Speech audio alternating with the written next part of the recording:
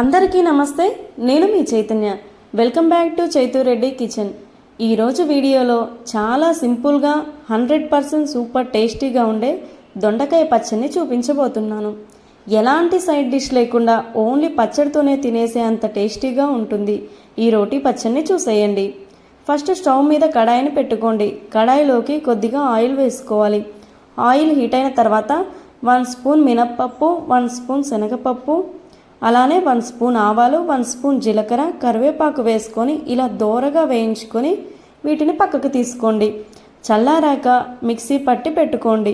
ఇప్పుడు అదే కడాయిలోకి మరికొద్దిగా ఆయిల్ని వేయండి. ఆయిల్ హీట్ అయిన తర్వాత ఇందులోకి ఒక 15 దాకా పచ్చిమిరపకాయలను వేసుకోండి. చిన్న పచ్చిమిర్చి అయితే 2 కాయలు ఎక్కువనే పడతాయండి. ఈ విధంగా వేగాక మిర్చిని తీసి పక్కకు పెట్టేయండి.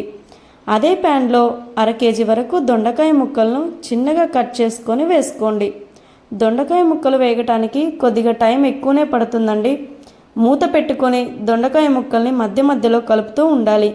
10 నిమిషాల్లో దొండకాయ ముక్కలు మగ్గాక ఒక టమాటాని, కొద్దిగా చింతపండుని వేసి 5 నిమిషాల వరకు మూత పెట్టి ఉడికించుకోవాలి. ఈ విధంగా మగ్గాక స్టవ్ ఆఫ్ చేసి తీసి పక్కకు పెట్టి చల్లారనివ్వాలి. ఇప్పుడు రోట్లో కానీ లేదా మిక్సీ జార్లో కానీ మగ్గించి పక్కకు పెట్టుకున్న దొండకాయ ముక్కలు, మిర్చిని కూడా వేసుకోవాలి. అలానే ముందుగా గ్రైండ్ చేసి పెట్టుకున్న పౌడర్ని కూడా వేసుకోండి. అలానే రుచికి సరిపడంత సాల్ట్ వేసి గ్రైండ్ చేసుకోండి. దొండకాయ పచ్చడి ఈ విధంగా రెడీ అయిపోతుంది. తాలింపు లేకుండా కూడా ఈ పచ్చడి టేస్ట్ బాగుంటుందండి.